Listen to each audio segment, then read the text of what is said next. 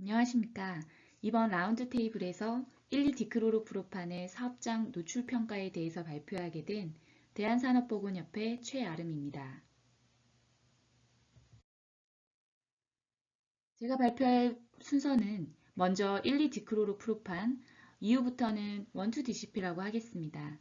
1,2DCP의 패러다임과 사용 배경, 국내 노출 실태조사 자료에 대해 말씀드리고 1,2DCP의 분석 방법과 사용 현황 및 개인 노출 평가 등의 순으로 발표하도록 하겠습니다. 세척 공정에서 많이 사용되는 트리클로로에틸렌에 대한 노출 기준이 강화되면서 사업장에서는 1,2DCP를 TC의 대체 물질로 사용하고 있습니다. 그러나 2011년도에 일본의 교정인쇄 사업장 근로자 17명이 교정 및 인쇄 작업 시 세척제로 사용되었던 1,2DCP로 인해서 간 및 담관암에 걸리는 집단 사례가 발생하였고 2013년도에 공단에서 이와 같은 직업병 사례를 소개하였습니다. 이로 인해 국제암연구소에서는 1,2DCP를 그룹 3에서 그룹 1로 지정을 하였습니다. 우리나라는 2017년도에 1,2DCP와 관련하여 사전예방 역학조사를 실시하였고요. 2018년도에 자동차 부품 제조 작업자로부터 급성 뇌병증이 보고되어 이 근로자가 산재 인정을 받게 되었습니다. 당시 노출 수준은 41.5ppm으로 당시 우리나라 노출 기준인 75ppm 미만이었지만 ACGIH TF인 10ppm의 4배 이상 되는 수준이었습니다. 2018년 3월에 우리나라 노출 기준은 TWA 75ppm에서 10ppm으로 변경되었고요. 2019년 12월에 특별관리물질로 지정되었습니다. 뿐만 아니라 2021년 1월부로 작업환경 측정 및 특수건강검진 대상 유해인자로 현재 시행하고 있습니다. TC의 노출 기준이 강화되면서 대체 제품으로 1,2DCP가 나오게 되었는데요. 업체들은 규제 대상 물질이 아닌 물질의 경우에는 독성 여부와는 상관없이 이를 친환경 제품이라고 소개를 하고 있습니다. 1,2DCP 함유 제품에서의 MSDS상 발암성 표기와 관련하여 고용노동부 질의예신 자료에 따르면 IARC 발암성 표기를 반박할 자료가 있으면 표기하지 않아도 되지만 그렇지 않다면 표기해야 한다고 하였습니다. 하지만 업체에서는 이와 같이 IARC에서는 1,2DCP를 발암성 물질로 분류한 원인은 물질 자체가 암을 일으키는 이유가 발견되어서가 아니라 특정 지역의 사용자에게서 발생된 당간암의 원인을 이유로 분류가 된 것으로 역학적 자료가 바탕이 된 것일 뿐 그 외의 동물 실험 자료를 기준으로 볼 때 발암 물질로 분류되지 않는다라고 표기를 하여 마치 발암성의 근거가 없는 것처럼 다르게 해석하여 표기를 하였습니다. 이 논문은 1999년도에 화학공학 분야에서 발표된 논문인데요. 이 논문에 따르면 1,2DCP가 함유된 대체 세정제가 다른 첨가제와 혼합하여 사용함으로써 유해성이 TC나 MC에 비해서 비교적 적은 것으로 판단된다라고 발표하고 있습니다. 그렇다 보니 단순히 노출 기준의 규제 여부만 보고 다른 물질과 혼합했을 때에는 독성이 낮아지는 것처럼 인식할 수 있어 그동안 1,2DCP가 친환경 제품으로 인식되어져 온 게 아닌가 생각이 듭니다.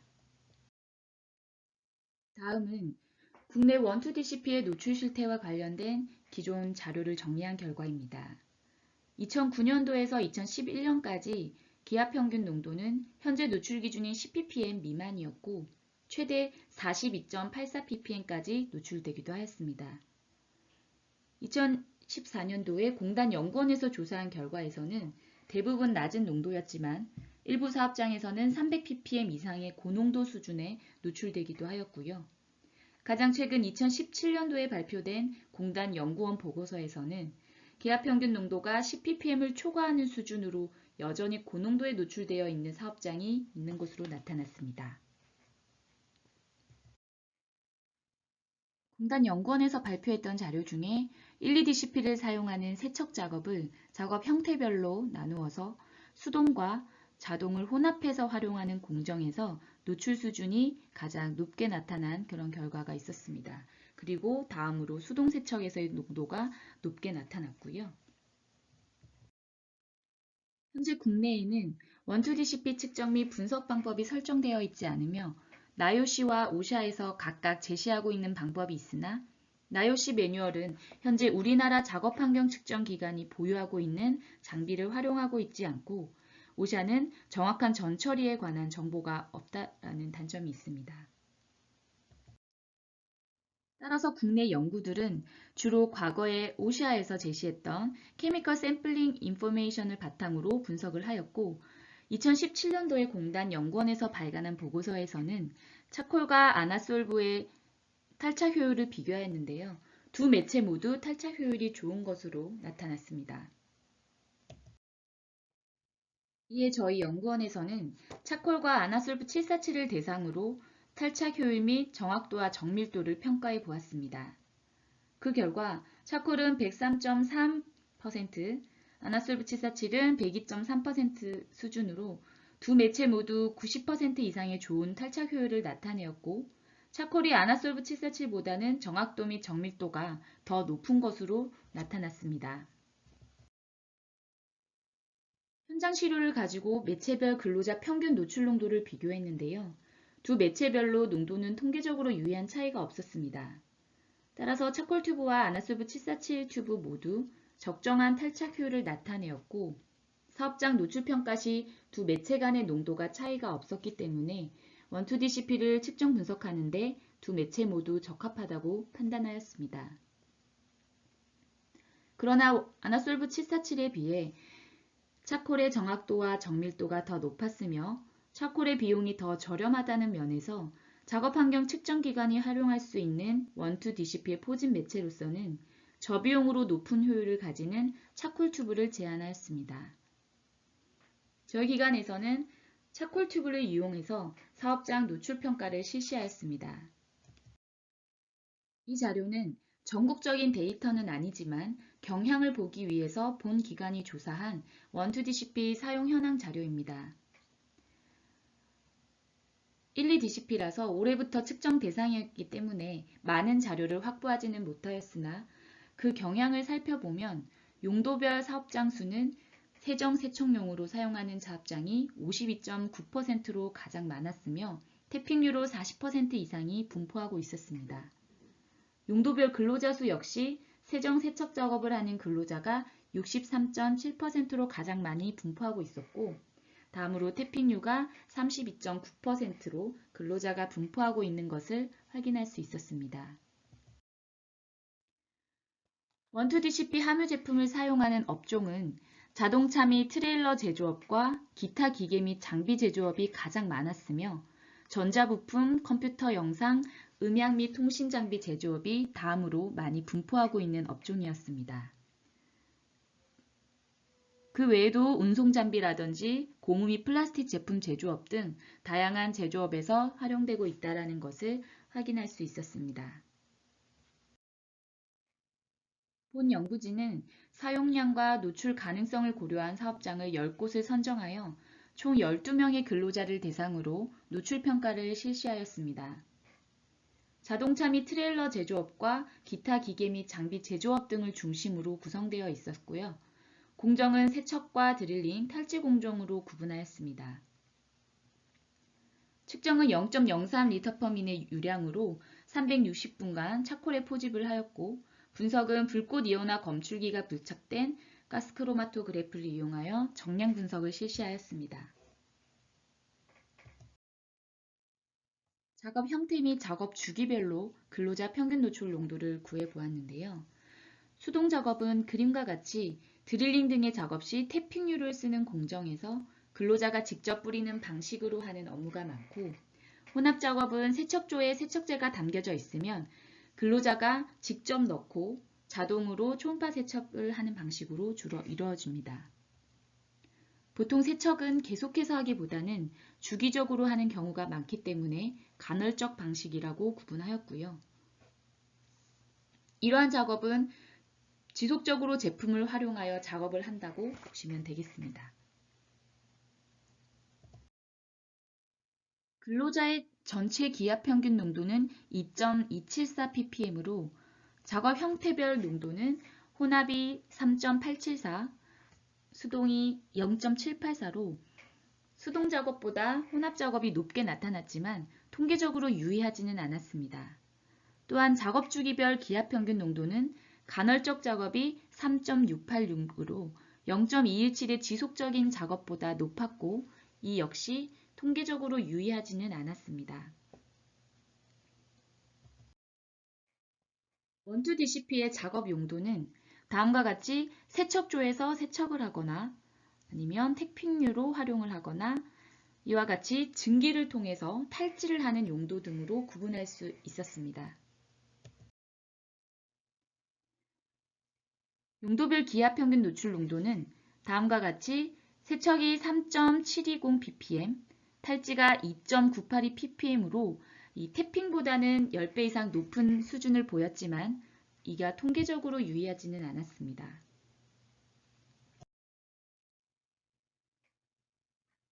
환기장치는 그림과 같이 세척조 측면에 국소배기가 있는 등 환기장치가 있거나 아니면 오른쪽처럼 환기장치가 없는 사업장별로 평균 노출 농도를 비교했는데요. 환기장치가 설비되어 있는 곳에서 근무한 근로자의 기압 평균 농도는 3.223 ppm이었고 환기설비가 없는 경우에는 1.396으로 환기장치가 있는 곳이 더 높았지만 통계적으로 유의하지는 않았습니다. 12명의 근로자의 노출 수준을 살펴보면 노출 기준 10ppm을 초과한 근로자가 2명이었고 노출 기준의 0.5배에서 1.0배 이하가 2명인 것으로 나타났으며 불검출에서부터 최고 106ppm까지 다양한 범위의 농도에 노출되고 있었습니다. 이 사업장은 콤프레셔를 생산하는 유압기기 제조업으로서 부품 세척 시 세척제로 원투DCP 함유 제품을 사용하고 있었는데요. 그림과 같이 스프레이 형태로 세척액을 근로자가 직접 분사하는 방식으로 작업을 하는 곳이었습니다. 근로자의 노출 농도는 106.384 ppm으로 노출 기준의 10배가 넘는 수준이었고요. 근로자가 방독면을 착용하고 있긴 하지만 국소 배기 시설은 되어 있지 않았기 때문에 노출량이 더 많았던 것으로 생각하고 있습니다. 이 사업장은 자동차 부품을 생산하는 곳인데 부품을 담금 세척 시에 원투DCP가 함유된 세척액을 사용하고 있었고요. 작업 방법은 자동 세척조에 투입 후에 꺼내서 에어건을 이용해 세척액을 제거하는 방식이었습니다. 근로자의 노출 농도는 19.901 ppm으로서 노출 기준의 2배 수준이었고 작업 시 후드문이 이렇게 개방된 상태에서 세척을 하고 있었고 세척이 끝난 제품에 근로자가 직접 오픈된 상황에서 에어건을 분사함으로써 세척액이 많이 노출될 수 있을 것으로 판단되었습니다.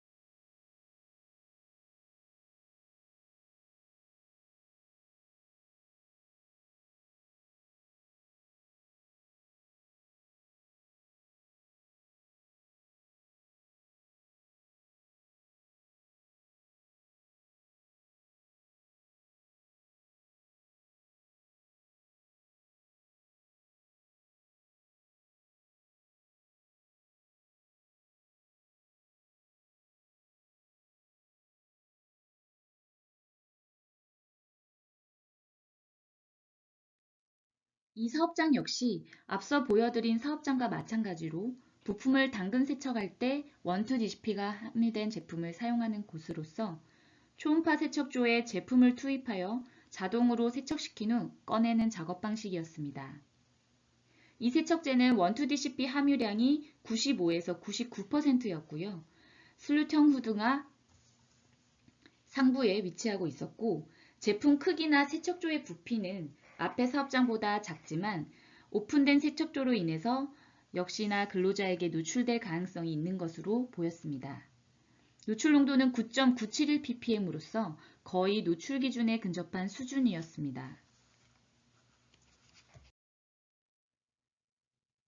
이 그림은 대형 세척조에서 담금 자동 세척을 하는 사업장인데요. 노출 기준 및 관리 농도를 초과했던 이 앞에서 보여드렸던 사업장과 비슷하게 슬롯형 후드가 설치되어 있고 작업 방식도 비슷한 사업장입니다. 그러나 세척조에 덮개가 있기 때문에 부품을 넣을 때에만 개방을 하고 그 이외에는 닫혀 있었으며 근로자 역시 방독면을 철저히 착용하고 있다는 점이 앞에서 보여드렸던 사업장과는 다른 점이라고 볼 수 있었습니다. 이외에 금속 절삭기계 제조업종에서 그림과 같이 세척액통에 부품을 담궈 세척하는 근로자에게서 1.61ppm이 노출되었으며 12DCP 함유 제품을 증기화시켜 이렇게 기름을 제거하는 탈지 공정 근로자가 2.982ppm, 전자부품의 초음파 세척 근로자가 1.779ppm에 노출되었습니다. 특히 마지막 사업장 근로자는 초음파 세척기에서 덮개가 있음에도 불구하고 세척 시간이 짧다 보니 덮개를 연 상태에서 손으로 직접 잡고 세척을 하였으며 세척이 끝난 후에 이곳은 건조시키는 곳인데요. 이 근처에 갔을 때도 굉장히 냄새가 많이 났었습니다. 이렇게 12DCP 함유 제품을 사용하는 작업장의 실태를 살펴보았는데요. 제도 시행 전이다 보니 제대로 된 호흡보호구를 착용하는 근로자는 찾기 어려웠고 노출 기준의 0.1배 이하 사업장이 많진 않았습니다. 특히 고농도에 노출되는 근로자도 있어 작업 환경 관리가 시급한 실정이었습니다. 본 연구진은 두 매체별 12DCP 농도 분석을 위해 차콜 튜브와 아나솔브 튜브가 12DCP를 측정하는 데 적합하였으나 작업 환경 측정 기관의 입장에서 활용한다면 차콜 튜브가 비용이나 효율 면에서 좀 더 좋을 것으로 제안하였습니다. 사업장 현장 실태 조사를 통해서 여전히 고농도의 12DCP에 노출되고 있는 사업장이 있음을 확인할 수 있었으며 작업 환경 및 작업 방법 개선의 필요성을 다시 한번 확인하였습니다.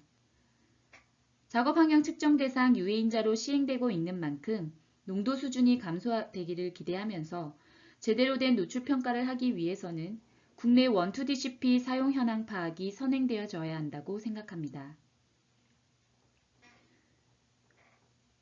업체들은 단순히 법적 규제 대상이냐 아니냐만을 판단하여 화학물질의 대체물질을 찾는 것이 문제라고 볼 수 있는데요. 12DCP는 TC의 잘못된 대체물질의 대표적인 사례로서 이러한 문제를 사전에 예방하기 위해서는 선제적으로 12DCP의 대체물질 또한 파악할 필요가 있다고 생각되어집니다. 이상으로 발표를 마치도록 하겠습니다. 감사합니다. 안녕하십니까. 안전보건공단 직업환경연구실 조현민입니다.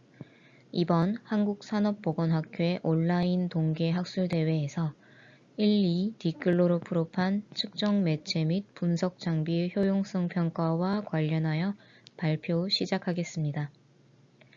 2020년 1월 산업안전보건법 시행령 개정으로 1,2디클로로프로판이 새로운 허용기준 물질로 추가되었습니다. 허용기준 물질로 설정되면 해당 물질에 대한 허용기준 초과 여부 감독이 실시되고 보다 강화된 노출 수준의 관리가 필요하게 되는데 이를 적용하기 위해 살펴보니 1,2디클로로프로판의 경우 측정, 분석 방법이 국내에서 원활하게 적용하기 어려운 상황이었습니다. 그래서 이를 위해 새로운 측정, 분석법에 대한 개발이 필요했고 관련된 연구를 진행한 결과에 대해서 말씀드리고자 합니다. 1,2디클로로프로판의 측정 매체로는 CSC 튜브와 페트롤륨 튜브를 이용하였고 분석기기는 가스 크로마토그래프 GC의 FID와 ECD를 선택해 비교하였습니다. 목차입니다. 연구 배경 및 목적부터 방법과 결과까지 소개하고 마지막에 이를 바탕으로 한 1,2-디클로로프로판의 국내 측정 분석 방법 제정안을 말씀드리겠습니다. 공단의 코샤 가이드는 제정위원회를 거쳐 상반기 내 제정될 예정입니다. 공단 본부에서 제정위원회를 개최하고 심의 과정을 거쳐야 하기 때문에 아직 정확한 일정은 나오지 않은 상태입니다. 연구 배경 및 목적입니다. 1,2-디클로로프로판은 피부와 눈에 자극성을 가지는 유기염소 화합물입니다. 과거 산업 현장에서 세척제로 트리클로로에틸렌, 메틸렌 클로라이드 등을 사용하다가 해당 물질들의 위험성이 나타나자 이를 대체하기 위해 1,2-디클로로프로판을 사용했습니다. 그 당시 대체할 때 1,2-디클로로프로판이 안전한 물질이어서 사용했다기보다는 1,2-디클로로프로판에 대해 알려진 게 아무것도 없었기 때문에 괜찮을 것이라 보고 대체 세정제로 사용했다는 것입니다.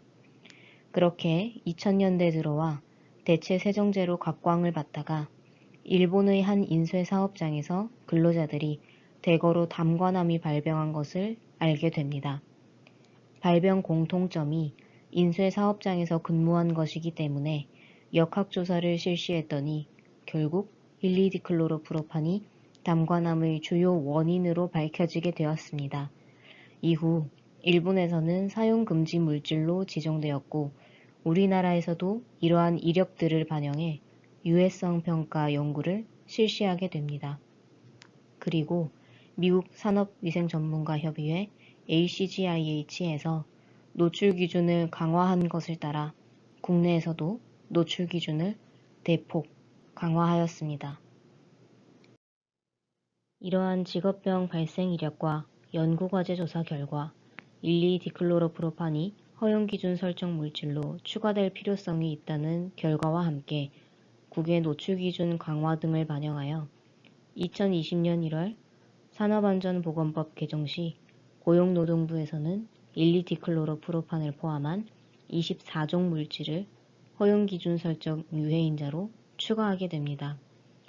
허용기준 설정 유해인자로 추가 지정되었다는 것은 물질의 고유해성을 인지해 고용노동부의 감독, 규제 등이 더욱 강화되었음을 의미합니다. 앞서 말씀드렸지만 이중 1,2-디클로로프로판은 당장 작업 측정 환경을 분석하기에 어려운 점이 있어 측정 분석 방법을 개발하고자 하였습니다. 그리하여 1,2-디클로로프로판을 살펴보게 되자 기존 미국 국립산업안전보건연구원 나이오시의 측정 분석 방법이 존재하는 것을 발견했는데 제시되는 채취 매체와 분석 기기는 국내에서 쉽게 사용하기 어려운 점이 눈에 띄었습니다. 더군다나 기존 측정 분석 방법은 90년대에 만들어진 이후 업데이트된 개정본이 없었고 이를 그대로 사용하자니 여기서 제시되는 분석 매체가 국내에서 자주 사용하지 않는 매체인데다가 고가로 판매되고 있었고 가스 크로마토그래프의 검출기는 현재 사용되지 않는 것이었습니다. 그래서 기존 분석법을 최대한 반영한 매체와 검출기를 선정한 뒤 국내에서 주로 사용하는 매체와 검출기를 선정해 비교하고 적합 여부를 판별한 뒤 새로운 측정 분석법을 개발하여 이를 통해 1,2-디클로로프로판을 사용하는 근로자들의 노출 여부와 농도를 보다 정확하게 평가하여 건강 유지, 증진에 기여하고자 했습니다. 다음은 연구 내용입니다. 우선 기존 측정 분석 방법을 기초로 하여 매체와 검출기를 선택하였습니다. 매체는 나이오시 측정 분석 방법을 그대로 따라 페트롤륨 튜브와 가스 크로마토그래피의 ECD 검출기를 선택했습니다. 나이오시 분석 방법에는 ELCD 검출기를 사용하라고 나타나 있으나 현재 ELCD 검출기는 통용되지 않고 해당 검출기의 특성을 최대한 근접하게 갖고 있는 것이 ECD 검출기였기 때문에 이를 선택했습니다. 그리고 비교 대상 매체와 검출기로 국내에서 주로 통용되는 CSC 튜브와 가스 크로마토그래프 FID를 선택했습니다. 이후 선택한 매체와 검출기를 통해 실험실 평가를 진행하였습니다. 첫 번째로 매체의 저장 안정성 평가입니다. 1,2디클로로프로판의 국내 고용노동부 TWA 노출 기준은 10ppm인데 이를 0.1배, 0.5배, 1배, 2배 수준으로 표준 용액을 제조하여 매체에 주입하고 이후 이를 상온과 냉장으로 나누어 저장하였습니다. 그 다음 제조 당일과 3일 뒤, 7일 뒤, 14일 뒤, 21일 뒤, 30일 뒤 매체를 꺼내 분석하며 이 과정을 2회 반복하였습니다. 저장 안정성 평가 기간의 경우 시료 운반 시간을 고려하여 설정하였는데 보통 사업장에서 시료를 채취한 뒤 분석실로 운반할 때 당일 측정자가 직접 운반하는 경우도 있지만 택배를 이용하여 배송하는 경우도 있습니다. 그리고 받은 시료를 분석실에서 보관해 두었다가 분석하기도 하므로 시료 채취 후 여유 기간을 반영하여 최대 기간을 한 달로 잡았습니다. 그 다음 매체별 정확도와 정밀도를 산출하기 위해 분석 숙련자 2명에게 1,2디클로로프로판 표준 물질을 제공한 뒤 분석 결과를 합산하여 다음 식에 적용해 결과를 산출했습니다.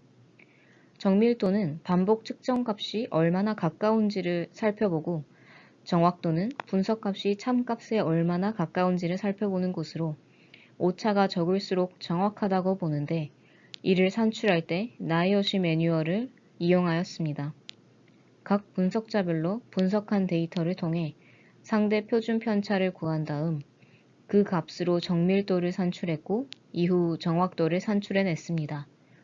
정확도의 경우 바이어스 값이 TRSD를 1.645로 나눈 값보다 큰 값인지 작은 값인지에 따라 적용하는 수식이 달라집니다. 그리고 나이오시 SOP 018을 따라 검출 한계와 정량 한계를 계산했는데 검출 한계는 총 3가지 방식으로 산출한 다음 3가지 값 중 가장 높은 것을 선택합니다. 그리고 정량 한계는 검출 한계를 구한 뒤 3.33배와 회수율이 75%인 최소 질량값 중 큰 값을 선정합니다. 다음으로 실험실 내 챔버를 이용하여 매체별 포집 용량과 파과 실험을 진행했습니다. 앞서 설명드린 포집 매체는 매체별 특성 차이가 있어 실제 1,2디클로로프로판 채취 시 포집할 수 있는 용량이 다를 것이라고 생각했습니다. 그래서 실험을 통해 포집 용량이 얼마나 차이가 나는지 또 하나의 매체로 얼마만큼의 시간 동안 포집할 수 있는지를 살펴보고자 했습니다. 그래서 실험실 내 챔버 농도를 130ppm 농도 수준으로 유지한 다음 펌프 유량을 0.1L/min, 0.2L/min, 0.4L/min으로 설정한 뒤 파과 정도 여부를 판별했습니다. 이렇게 실험실 평가를 진행한 다음 실험 결과를 바탕으로 실제 현장에서도 동일한 결과값을 갖는지 확인하고자 현장 평가를 실시했습니다. 국내 1,2디클로로프로판 사용 사업장을 섭외하여 현장 평가를 실시하였고 최대한 다양한 평가를 위해 저, 중, 고농도의 사업장으로 섭외하고자 노력하였습니다. 연구 결과입니다. 매체별 시료 저장 안정성 시험 결과 CSC 튜브의 통합 평균 탈착 효율은 102%였으며 FID 분석 시 탈착 효율이 평균 99%, ECD 분석 시 105%로 나타났습니다. 두 검출기 간의 차이는 거의 없었으며 보관 온도에 따라서는 상온 보관 시 21일차부터 포집 물질이 뒤층으로 이동하는 현상이 나타났습니다. 냉장 보관에서는 거의 나타나지 않음을 확인할 수 있었습니다. 페트롤륨 튜브의 통합 평균 탈착 효율은 90.2%였습니다. CSC 튜브에 비해 상대적으로 낮은 수치이나 매체 자체로서는 효율이 우수한 수준입니다. 역시 상온 보관에서 21일차부터 이동 현상이 나타났음을 확인할 수 있었습니다. 오샤나 나이오시에서는 매체로 사용할 수 있는 탈착 효율 수준을 75% 이상으로 보고 있는데, 이를 기준으로 했을 때 두 매체 모두 1,2디클로로프로판을 포집하기에 적정하다고 보여지며 채취 후 냉장 보관을 우선시해야 함을 알 수 있었습니다. 운송 과정이나 분석실 내 보관 과정에서 냉장을 유지하기가 어렵다면 시료 채취 후 20일 이내에는 분석을 해야 올바른 분석 결과를 얻을 수 있을 것으로 보여집니다. 정확도와 정밀도 실험 산출 결과입니다.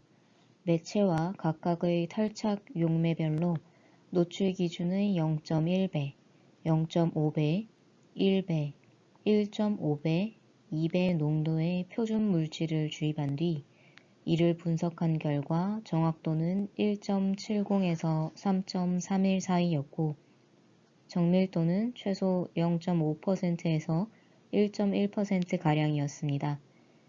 모든 분석 조건에서 TRSD를 1.645로 나눈 값이 절대값의 바이어스보다 작았기 때문에 공식 2번을 사용하였습니다.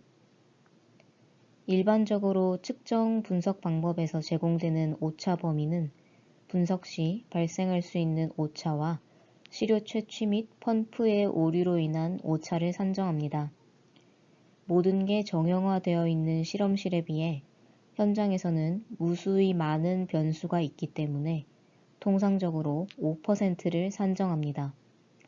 이를 반영하더라도 통합 정확도가 10% 내외였으며 기존 나이오시 정확도인 15.5% 이하로 나타났기 때문에 매체 사용으로서는 문제가 없다고 판단됩니다. 검출한계와 정량한계 실험입니다. 실험 결과 직선성은 모두 좋았고 두 매체 모두 FID 검출기가 상대적으로 조금 더 좋게 나왔습니다. 검출한계는 노출 기준의 70배 수준에서 150배 수준까지 검출되는 것으로 나왔고 정량한계는 노출 기준의 24배에서 60배 수준이었습니다. 검출한계는 산출 수식 중 대부분 2번 수식에 해당하는 가장 낮은 표준 용액의 농도였고 정량한계는 검출한계의 3.33배를 적용했습니다. 검출한계는 단순히 해당 분석 기기가 얼마만큼 분석해낼 수 있는지를 나타내는 것이므로 분석자가 달라지거나 기기가 바뀌게 되면 달라지는 수치입니다. 그래서 그러한 변동성을 고려해 어떤 조건에서도 검출해낼 수 있는 최소 농도는 검출한계의 3배 정도를 곱하여 산정하는데 그리하였을 때도 최소 농도 수준이 노출 기준의 60분의 1부터 24분의 1 농도 수준까지 검출이 가능한 것으로 나타나 웬만한 현장의 미량 농도 수준까지도 채취하여 분석해낼 수 있을 것으로 판단됩니다. 실험실 챔버를 이용한 채취 용량 및 파과 용량 실험 결과입니다. 챔버 내 농도를 130ppm 수준으로 맞춘 뒤 펌프 유량을 0.1리터/민, 0.2리터/민, 0.4리터/민으로 설정해 파과 정도를 분석하자 화면과 같이 펌프 유량별로 파과 곡선이 그려지는 그래프가 나타났습니다. 0.4리터/민으로 채취하였을 때 채취 속도가 빠르기 때문에 가장 먼저 파과되는 모습을 보이고 있습니다. 일정 시점에 도달해 파과가 시작되면 급격하게 뒤층으로 빠져나가는 농도가 높아지면서 100%에 도달하는 모습을 보이고 있습니다. 매체의 파과 기준은 앞층에 비해 10% 이상의 농도 수준이 나타날 때까지입니다. 10% 이상의 농도가 검출되면 그때부터 앞층에 포집되지 못하고 뒤층까지 넘어서 물질이 빠져나갔다고 판단해 정확한 농도 수준을 알 수 없게 되므로 신뢰할 수 없는 값이 나타납니다. 0.4리터 퍼 민에서 0.1리터 퍼 민으로 유량이 점점 낮아질수록 오랫동안 채취하며 파과가 천천히 발생합니다. 매체별로 차이가 약간 있긴 하나 130ppm 농도 수준에서 0.1리터 퍼 민 속도로 포집하였을 때 대략 평균 5시간 후부터 파과가 발생하였고 흡착력은 페트롤륨 튜브가 약간 더 우수한 모습을 보이고 있었습니다. 파과 실험을 통해 유량별 매체 포집 용량 산출한 결과입니다. 0% 플러스부터 파과가 시작되는 지점이고 10%는 파과의 마지노선 수준 용량을 뜻합니다. 유량을 달리하더라도 매체별로 결국은 비슷한 포집 용량을 나타내고 있으며 CSC 튜브가 약 36리터 정도, 페트롤륨 튜브가 약 50리터 정도입니다. 산출 결과 페트롤륨 튜브의 흡착력이 우수한 것을 확인할 수 있었습니다. 이를 바탕으로 최대 포집 용량을 정했는데 먼저 최소 포집 용량은 노출 기준의 0.1배 수준을 포집하는 것을 기준으로 하여 CSC 튜브는 최소 5리터, 페트롤륨 튜브는 최소 2리터로 하였습니다. 최대 용량은 두 매체 모두 30리터로 하였습니다. 챔버 실험으로 볼 때 두 매체 모두 30리터 이상 충분한 포집 용량을 나타내고 있으나 실제 산업 현장에서 채취할 때 1,2디클로로프로판 외에 타 물질을 함께 복합 물질로 측정하여야 하고 그때 당시의 기온, 습도 등 다양한 변수를 고려한다면 이를 종합적으로 반영했을 때 최대 30리터가 적당하다고 판단하였습니다. 작업 환경 측정자가 측정 당시의 환경 상황을 파악하고 30리터 내로 조정하며 측정하는 안목이 필요합니다. 실험실 평가 결과 두 매체 모두 1,2디클로로프로판 채취 매체로서 사용하기에 적정한 것으로 나타났습니다. 이를 바탕으로 다양한 변수가 존재하는 현장에서도 적용이 가능한지 확인해보고자 1,2디클로로프로판을 실제로 사용하는 사업장 9곳을 섭외하여 현장 평가를 진행했습니다. 제조하는 제품이 소형이냐 대형이냐에 따라 세척 방법에 차이가 발생했는데 소형 부품의 경우 좌측 사진과 같이 박스에 부품을 모아 세척조에 담구었다 빼내는 형식이었습니다. 세척조에 담구었다 빼낼 때 세척액을 제거해야 하기 때문에 근로자가 고압력의 에어를 불어 털어냅니다. 대형 제품의 경우 더 큰 세척조를 사용하거나 제품을 매달아 두고 스프레이로 세척액을 뿌려가며 세척을 했습니다. 그 외 밀폐된 공간에서 스프레이식으로 뿌려서 불순물을 제거해 세척을 하는 곳도 있었습니다. 세척 과정에서 다량의 1,2디클로로프로판이 휘발될 것이라 판단해 세척조 근처에 근로자 가슴 높이에 펌프를 설치하고 각 매체별 지역 시료로 8시간가량 채취하였습니다. 9개소의 현장 농도 비교 결과 실험실 평가와 유사하게 나타났습니다. 우선 두 매체 모두 현장에서 1,2디클로로프로판 채취에 적합한지 여부부터 판단하고자 했습니다. 그러다 보니 저농도부터 고농도까지의 다양한 농도가 포집되기를 원했고 그래서 지역 시료 채취 방법을 선택했습니다. 분석 결과 CSC 튜브의 경우 분석 과정에서 실험실과 동일하게 검출기별 차이가 없었습니다. 페트롤륨 튜브 역시 실험실 평가와 동일했는데 시료를 분석할 때 FIG에서 분석하는 경우 탈착 효율이 다소 낮게 나와 타 시료와 달리 상대적으로 과대평가되는 현상이 나타났었습니다. 그래서 CSC 튜브를 사용한다면 어떤 검출기든 상관이 없으나 페트롤륨 튜브를 사용한다면 되도록 ECD 검출기를 우선적으로 선택해야 할 것으로 보입니다. 다만 이번 실험에서 매체의 효용성 여부 판단을 중점으로 하여 실제 근로자가 작업시간 동안 어느 정도 농도 수준에 노출되는지는 알지 못했습니다. 추후 지역시료와 개인시료 평가를 함께 진행해 종합 결과를 산출해낼 필요가 있어 보입니다. 결론입니다. 국내 산업 현장에서 1,2-디클로로프로판 채취 시 사용하기 적합한 채취 매체와 분석기기를 찾고자 연구를 진행했습니다. 기존의 분석 방법은 현재 적용하기 어려운 점이 있어 기존 측정 방법의 채취 매체, 검출기와 현재 국내에서 자주 통용되는 채취 매체 및 검출기를 선택해 비교, 평가하였습니다. 평가 결과 시료 저장 안정성은 두 매체 모두 90% 이상으로 우수했고 보관 시 냉장 보관이 더 우수한 안정성을 보였습니다. 정확도 역시 두 검출기가 우수했으나 상대적으로 ECD 검출기가 조금 우수했고 정밀도는 이황화탄소 용매에서 ECD, 15% 아세톤을 함유한 시클로엑산 용매에서 FID가 상대적으로 정밀했습니다. 두 검출기를 비교하고자 하니 상대적인 차이가 있었을 뿐 그 차이는 거의 미비한 수준이었기 때문에 두 검출기 모두 우수한 것으로 판단됩니다. 검출 한계는 최대 150분의 1배였고 정량 한계는 60분의 1배까지 가능했기 때문에 미량의 농도도 채취하여 검출이 가능할 것으로 판단됩니다.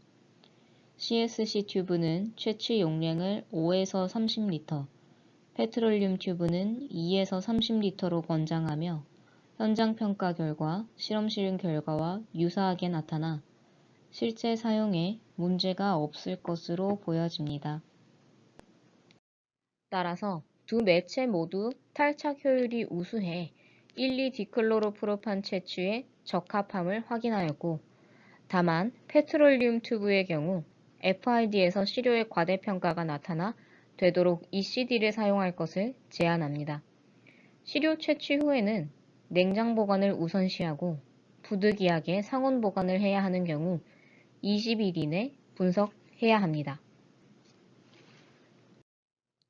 정확도와 정밀도 역시 미량 검출이 가능해 현장 노출 평가가 올바르게 이루어질 것으로 보입니다. 다만 앞서 말씀드렸듯 현장 평가 진행 시 지역 채취로만 농도 평가를 실시했기 때문에 추후 개인 노출 평가를 추가로 실시하여 종합적으로 비교해 볼 필요가 있다고 판단됩니다. 그리하여 연구 내용을 바탕으로 다음과 같이 국내 측정 분석 방법 코샤 가이드를 제정하고자 합니다. 상반기 중 제정위원회를 공단 본부에서 개최하여 제정할 예정입니다. 작업 환경 공기 중 1,2-디클로로프로판을 채취함에 있어 CSC 튜브나 페트롤륨 튜브를 채취 매체로 이용하며 이를 이황화탄소나 15% 아세톤이 함유된 시클로엑산 용매로 탈착하여 질시로 분석합니다. 매체는 일반적으로 사용하는 CSC 튜브나 페트롤륨 튜브를 이용하고 유량은 0.4L/min 이하로 하였습니다. 공기량은 각각 CSC 튜브 5에서 10리터, 페트롤륨 튜브 2에서 10리터입니다.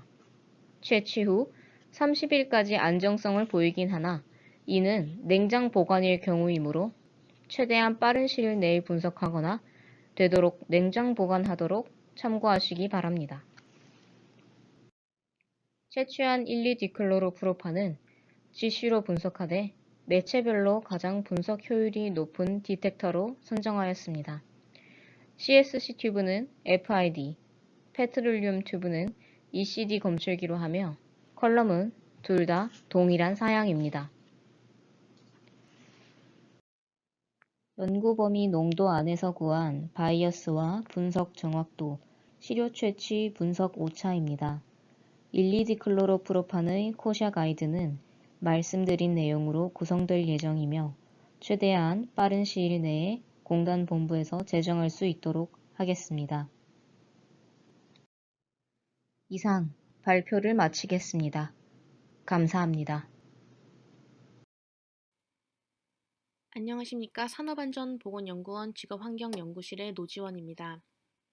2020년도에 1, 2디클로로프로판과 더불어 일산화탄소가 허용기준 준수 여부 물질에 포함이 되면서 허용기준 준수 여부를 알아보기 위한 측정 분석 방법이 필요하게 되었고, 따라서 현재 나와 있는 측정 분석 방법과 측정 방식을 비교하고 가장 적합한 방법을 모색하고자 하였습니다. 작년에 관련 연구를 진행하였고 그 결과에 대해서 말씀드리도록 하겠습니다.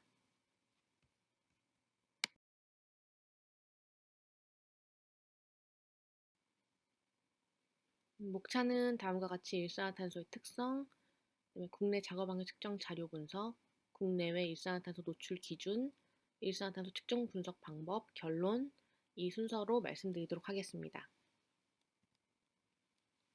일산화탄소의 특성을 기본적으로 보시면 분자식은 CO, 그리고 분자량은 28, 그 다음에 상온에서 기체 상태입니다. 무색, 무미, 그 다음에 무냄새, 비자극성이고 인화성이 있습니다. 발생은 탄소를 포함하고 있는 물질이 불완전 연소할 때 발생을 하게 됩니다. 이 불완전 연소라는 것이 산소가 부족한 경우에 발생하기 때문에 산소가 충분한 환경에서는 완전 연소가 발생을 해서 CO2가 발생을 하게 되고,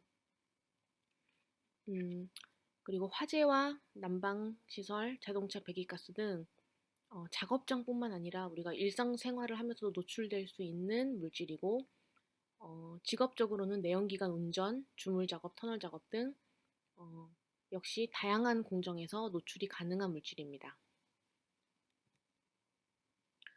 일산화탄소는 인체 내 호흡기를 통해서 들어오게 되는데, 호흡기로 들어오면 헤모글로빈이라는 것과 결합을 해서 카복시 헤모글로빈을 형성을 하게 되고, 산소의 운반을 막아서 저산소증을 유발시키는 물질입니다. 그래서 빈혈성 저산소증, 조직독성 저산소증 등을 일으켜서 중추신경계 질환을 일으키거나 아니면은 허혈성 심질환을 일으키게 되는데, 이 저산소증이 완전히 회복되지가 않으면 치매나 근육강직, 파킨슨 증후군과 같은 후유증을 남길 수가 있습니다.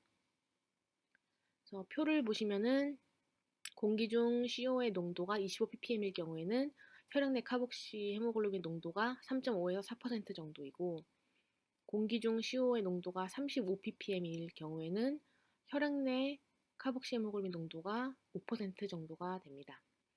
그래서 일반적으로 공기 중의 농도가 50ppm 정도 미만일 경우에는 사람이 증상을 잘 못 느낀다고 알려져 있고, 1000ppm까지 가게 되면은 의식불명이 일어날 수 있기 때문에 노출이 길어지면은 사망으로 이어질 수가 있습니다.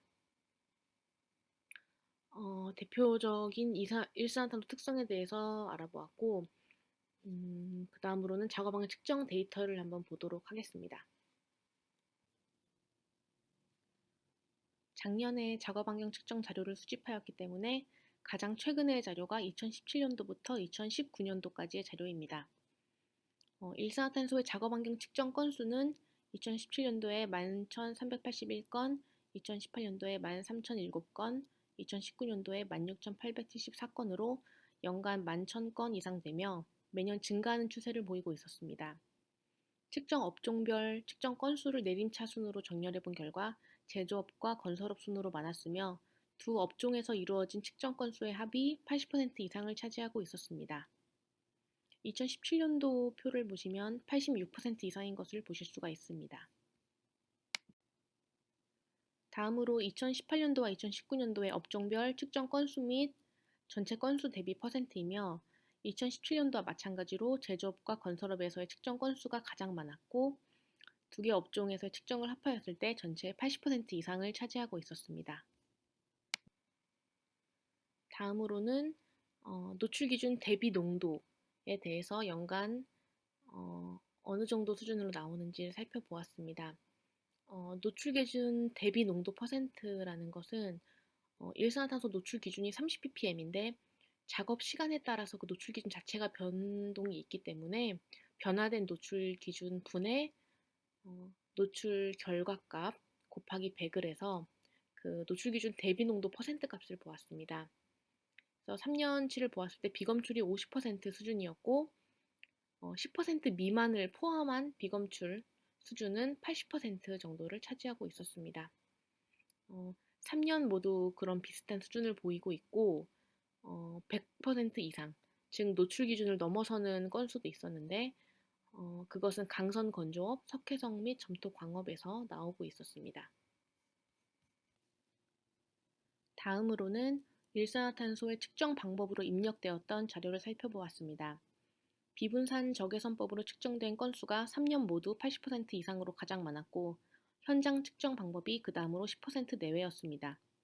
그 외에 경막 갈바니 전지식은 전기화학식 센서 중 산소를 측정하는 방법이고 IC와 LC, AAS 등의 측정 방법은 다른 물질의 분석 시 사용되는 방법으로 타 물질의 분석값 입력 시 함께 입력된 오류로 판단이 되었습니다. 그 다음으로 국내외 몇 개 기관에서 제시하는 일산화탄소 노출 기준을 알아보았습니다. 2000년 이전에는 유럽, 미국 등 선진국과 우리나라에서 모두 노출 기준 50ppm을 유지하였으며 2000년도 이후부터는 일산화탄소의 노출 기준을 강화하는 추세를 보였습니다. 고용노동부에서 제시한 측정 기준은 TWA 30ppm, 스틸 200ppm으로 개정 후 현재까지 유지 중이며 작년에는 허용 기준을 제정하였는데 노출 기준과 동일한 수준입니다. 세계보건기구에서 일산화탄소에 대한 측정 분석 방법, 환경, 인체 독성 영향에 대한 문서를 발행하였고 직업적인 노출만을 다루고 있지는 않기 때문에 노출 기준은 따로 없습니다. 다만 근로환경에서의 일산화탄소 피폭에 관한 내용이 일부 있습니다. 근로자의 작업상 피폭을 알아보기 위해서는 배경 농도, 작업 공정에서의 농도, 체내에서 일산화탄소로 대사가 될 수 있는 할로겐을 포함한 메탄의 노출을 고려해야 하며 주 노출 직업군에 대해서도 제시하고 있습니다. 미국 환경보호청에서는 사람이 일생 동안 노출 가능한 일산화탄소 양을 고려해서 노출 기준을 8시간 기준 TWA 9ppm, 1시간 기준 35ppm을 공포하였습니다. 일상생활에서 노출되는 수준을 고려한 기준이기 때문에 작업 환경 측정 기준보다는 현저히 낮았습니다. 나이오시와 오샤에서는 인체 혈액 내 카복시 헤모글로빈의 농도를 5% 이하로 유지하기 위한 기준으로 TWA 35ppm, 실링 200ppm을 제시하였고 미국 산업위생협회에서는 더 강화된 기준으로서 인체 내 헤모글로빈을 3.5% 이하로 유지하기 위해서 TWA 25ppm을 제시하고 있습니다. 다음으로는 국내외 기관에서 제시를 하고 있는 측정 분석 방법에 대해서 좀 비교를 해보았습니다. 이미 나와 있는 측정 분석 방법이고 먼저 1983년도에 제정된 오샤의 ID 209 방법인데요. 이 경우에는 한 가지 장비를 사용해서 여러 가지 노출 환경을 만들어 놓고 거기에서 측정 분석을 실시를 해서 그 신뢰성 평가를 한 것으로 측정 분석 방법을 만들었습니다. 휴대용 직도식 장비를 개인 옷에 부착해서 일정한 간격으로 계속 데이터 로깅이 되고 그 기록된 데이터로 농도를 계산하는 방식입니다. TWA 8시간 기준 그리고 실링 200ppm 기준으로 허용기준 준수 여부 파악을 위해서 만든 방법입니다. 이걸 만들 때도 일반 작업항 측정 기준은 50ppm이었는데 허용기준 준수 여부는 35ppm이었습니다. 그래서 여기서 선택한 모델은 드래거 190 모델이었고 일산화탄소 측정 방식은 전기화학식 센서였습니다.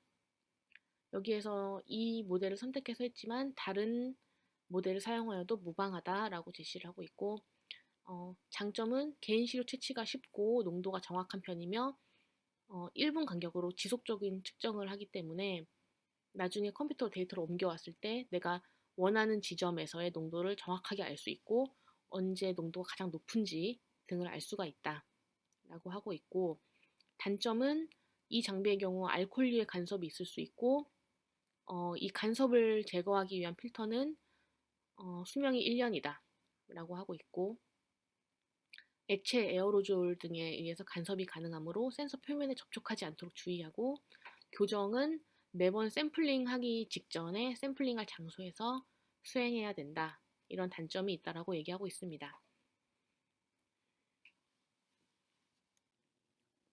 다음으로는 OSHA ID 210번 방법입니다. 알루미늄으로 코팅된 백에 시료를 채취한 후 가스 크로마토그래프, 방전이온화 검출기로 분석하는 방법입니다. 스탠다드용 시료는 가스타이트 시린지를 이용해서 직접 제조하거나 스팸가스를 구매해서 대체할 수 있다고 제시를 하고 있습니다.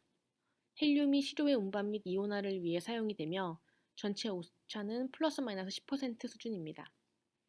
장점으로는 촉매를 이용해서 일산화탄소를 메탄으로 변환시키지도 않고 분석할 수 있다는 점이고, 단점은 채취백에서 손실되는 시료를 막기 위해 최대한 빨리 분석해야 된다는 점과 방전이온화 검출기 및 가스 정량 주입 장치를 별도로 구비해야 한다는 것입니다. 다음으로는 NIOSH 6604 방식입니다. 앞서 본 OSHA ID 209번 방법에서는 한 가지를 장비를 이용을 해서 실험을 하고 그것과 동등 이상의 사양을 가진 장비를 사용하면 이 분석 방법 사용이 가능하다라고 제시를 하였는데, 이 NIOSH에서는 처음부터 여러 가지 장비를 이용해서 실험을 하고 그 결과를 바탕으로 이 분석 방법을 개발했습니다. 전기화학식 센서 방식의 휴대용 직독식 장비를 이용해서 개인 시료나 지역 시료를 채취 분석하는 방법입니다. 제로가스를 이용해서 장비를 교정하고 스팸가스를 이용해서 검정용으로 사용할 수 있다라고 하였고, 사용 범위는 0에서 200ppm, 정확성은 6% 정도입니다. 간섭 물질로 이산화질소, 이산화황 등 다른 가스상 물질이 5ppm 이상 존재할 경우 일으킬 수 있다고 하였으며, 이를 제거하기 위해서는 화학적 필터를 센서에 부착해서 사용해야 한다고 얘기하고 있습니다. EPA 방법은 환경부 쪽에서 주로 사용하는 방식이기 때문에 고정된 장소에서 발생하는 일산화탄소 농도 측정을 위해 비분산 적외선 방식의 직독식 장비를 설치하는 것을 권장을 하고 있습니다. 일산화탄소가 노출되는 그 지역에 장비를 설치하고 거기서 즉시 분석을 하거나 혹은 백을 이용해서 샘플링한 후 장비에 주입을 해서 분석하는 방식 두 가지 다 제한을 하고 있고, 이 경우 적외선 에너지 흡수가 강한 물질의 경우 간섭이 있을 수 있고, 실리카겔과 아스카라이트 트랩으로 간섭을 최소화할 수 있습니다. 다음으로 노동부 고시에 있는 사무실 공기관리 지침을 보시면 일산화탄소의 사무실 오염물질 관리 기준은 10ppm입니다. 측정은 연 1회 이상 해야 되고, 업무 시작 후 1시간 전후로 10분, 업무 종료 전 1시간 전후로 10분간 측정을 해야 됩니다. 시료 채취 방법으로는 직독식 방식인데 비분산 적외선 검출기와 전기화학식 검출기 모두를 다 측정 가능한 것으로 제한을 하고 있고, 다음으로 실내 공기질 공정시험 기준도 보시면은 기준명에서 보시면 알 수 있듯이 비분산 적외선법, 전기화학식 센서법 두 가지 방식을 이용한 농도의 연속 자동 측정법을 제시를 하고 있습니다. 마찬가지로 환경부 측정에서 일산화탄소 측정을 위해 사용하는 대기오염 공정시험 기준도 있었습니다. 이 방식들은 주로 굴뚝에서 배출되는 가스 중 일산화탄소의 농도를 측정하기 위한 방식이었습니다. 위에 있는 두 가지의 방식은 굴뚝에 장비를 부착해서 측정하는 방법이고, 아래 세 가지 방식을 보시면 앞서 살펴본 방식과 유사하게 포집용 백을 이용해서 채취를 한 후 비분산 적외선 분석법 하는 방식, 그 다음에 전기화학식 방법, 그리고 가스 크로마토그래프를 이용한 방식, 이렇게 세 가지가 있었습니다. 앞서서 기관별 측정 분석 방법을 살펴본 결과 다음과 같이 측정 방식별로도 구분을 해볼 수가 있었습니다. 첫 번째로는 직독식 측정 장비 분석법이 좀 많았는데 크게 광학식 가스 센서와 전기화학식 센서로 나눠지고 있었고, 두 번째로는 가스 크로마토그래프를 이용한 분석법이 있었습니다. 전통적으로는 가스 크로마토그래프를 이용해서 분석할 때 일산화탄소를 촉매와 반응시켜서 메탄으로 변환을 시키고 그 메탄을 분석한 다음에 일산화탄소 농도로 환산하는 방식으로 분석을 했었는데, 그 외에도 BID, TCD와 같이 메탄으로 변환하는 것이 필요 없는 방식도 있었습니다. 다만 가스 크로마토그래프법을 이용하기 위해서는 고도로 훈련된 분석자가 계속 장비를 다루고 있어야 되고, 촉매나 혹은 시료 일정량 주입을 위한 별도의 루프 장치, 그리고 별도의 디텍터가 필요하다는 점에서 실용성이 좀 떨어지는 단점이 부각되고 있었습니다. 세 번째로 측정 분석 방법에서는 매체로 제시되어 있진 않지만 국내 작업환경 측정 고시에서 제시하고 있는 검지관법이 있습니다. 일산화탄소 측정을 위한 검지관은 일산화탄소의 정성을 확인하기 위해서 연노란 빛의 시약이 묻어 있고 일산화탄소가 들어올 경우에 아래 그림에 있는 것처럼 붉은 빛을 띠게 됩니다. 채취식 간섭의 영향이 크진 않지만 눈금을 읽을 때 개인 편차가 심할 수 있고 따라서 농도의 부정확성 때문에 일반 작업환경 측정보다는 주로 예비조사 시 많이 사용을 권장을 하고 있습니다. 2020년도에 산업안전보건연구원에서 수행된 연구과제 중 일산화탄소 가스 센서와 관련된 부분이 있어서 발췌를 해보았습니다. 가스상 물질 센서를 구성하고 있는 것은 펠리스터, 촉매비드, 가연성 가스 및 폭발한계 센서 이렇게 이루어져 있고 해당 물질 검출을 위한 방식은 여러 가지가 있는데 아래 표에 보시면 대표적인 그 센서 방식이 있습니다. 전기화학식, 접촉연소식, 반도체식, 광학식 이렇게 있고 일산화탄소 검출을 위한 것은 전기화학식, 반도체식, 광학식 이렇게 크게 세 가지로 구분이 되어 있습니다. 첫 번째 전기화학식을 보시면 검지 가스 선택성은 중으로서 다른 가스성 물질에 간섭이 좀 있을 수 있는 그런 단점이 있고 밑부분에 보시면은 가격이 저렴하고 크기가 소형이다 라고 해서 좀 편리성이 있습니다. 그리고 반도체식은 감지 가스 선택성이 하로 좀 낮은 편이고 가격이 저렴하고 크기가 소형인 편이고 광학식의 경우에는 비분산 적외선 방식이었는데 가스 선택성은 높았으나 반응 시간이 조금 느리고 가격이 비싸고 크기가 대형인 그러한 단점이 있었습니다. 시중에서 구매 가능한 일산화탄소 센서도 그 보고서에 있었는데 측정 원리는 모두 전기화학식이었고 측정 범위는 0에서 500ppm 혹은 0에서 2000ppm까지 가능한 수준이었습니다. 그리고 분해능은 0.5ppm부터 3ppm까지였고 주로 평균은 1ppm 수준이었습니다. 아래 그림은 아이아 RTDS 위원회라는 곳에서 제시한 어떤 센서의 사양입니다. 만약 작업장에서 유해인자의 농도를 감지하기 위한 센서를 사용한다면 그 빨간색 네모 박스에 있는 0에서 100ppm 수준에서 감도가 좋은 센서를 선택해야 한다는 것을 제시를 하고 있습니다. 그래서 이 점을 측정 시에 고려해야 될 것으로 생각이 되고 있습니다. 결론적으로 일산화탄소 측정 방법을 보았을 때 직독식 장비를 이용한 방법, 그다음에 가스 크로마토그래프법, 검지관법 이렇게 나누어 볼 수가 있었고 각 방식에는 장단점이 각각 존재하지만 가스 크로마토그래프법이나 검지관 방식의 경우 실용성이 좀 떨어지는 단점이 있어서 직독식 장비를 이용한 측정 방식이 가장 적절할 것으로 판단이 되었습니다. 또한 허용 기준은 8시간 시간가중 평균 농도로 설정되어 있기 때문에 6시간 이상의 장시간 측정이 가장 적합합니다. 하지만 현재 일산화탄소 측정을 위해서 쓰는 장비는 지역시로 채취하는 장비를 많이 쓰기 때문에 장시간 연속 측정이 좀 어려운 상황입니다. 따라서 측정의 편의성을 고려해 보았을 때는 현재 소음 측정하는 방식과 유사한 방식으로 6시간 이상 연속 측정하는 방법, 그리고 작업 시간 동안 등간격으로 두고 측정하는 방법을 모두 허용하는 방식이 우선 도입되어야 될 것으로 판단이 되었습니다. 다만 사업장에서 일산화탄소 농도 관리를 위해서는 직독식 장비의 검교정, 측정 전후의 농도 보정, 최소 장비 스펙 등에 대한 가이드가 추가적으로 제시되어야 될 것으로 보입니다. 이 연구 내용을 바탕으로 해서 코샤 가이드 제정안을 마련해 보았습니다. 채취 매체는 직독식 가스 측정기이고 분석 기술은 비분산적 외선 방식과 전기화학적 센서 방식을 모두 가능하도록 하였습니다. 측정 범위는 0에서 100ppm 동등 이상 수준이고 분해능은 1ppm 이하 수준을 유지하는 그런 장비의 사용으로 하였습니다. 시료 채취 및 분석 방법입니다.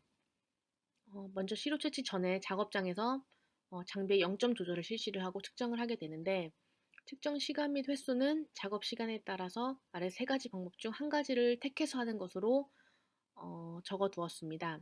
먼저 1시간 이상의 작업 시간의 경우에는 작업 시간 내내 연속 측정 저장되는 데이터를 수집해서 이후에 TWL 계산하는 방법, 혹은 1시간 정도의 등간격으로 나누어서 측정을 한 후 평균 계산하는 방법, 이렇게 제안을 하였고, 장비 작동 후에는 안정화 시간이 필요하기 때문에 1, 2분 이상 안정화 시간을 가져야 하고 2회 평균 값을 한 번 측정한 값으로 사용하도록 하였습니다. 만약에 작업 시간이 1시간 미만일 경우에는 15분간 연속 측정하여 평균을 계산하는 방법을 제안하였고, 만약에 작업 시간이 6시간 이상일 경우에는 6시간 측정 외의 시간을 적용하고 보정을 실시를 해야 됩니다. 장비 교정은 기관에 맡겨서 1회 이상 교정을 받거나 장비 회사에서 제안하는 일산화탄소 혼합 가스 실린더를 구매해서 교정을 실시를 하고, 직접 교정을 하실 경우에는 표준가스 농도의 플러스 마이너스 5% 이내의 차이를 보여야 합니다. 이 연구에서는 다음과 같은 연구원의 보고서 및 기관별로 제시하고 있는 측정 분석 방법과 문서를 참고하였습니다. 이상으로 발표를 마치겠습니다. 들어주셔서 감사합니다.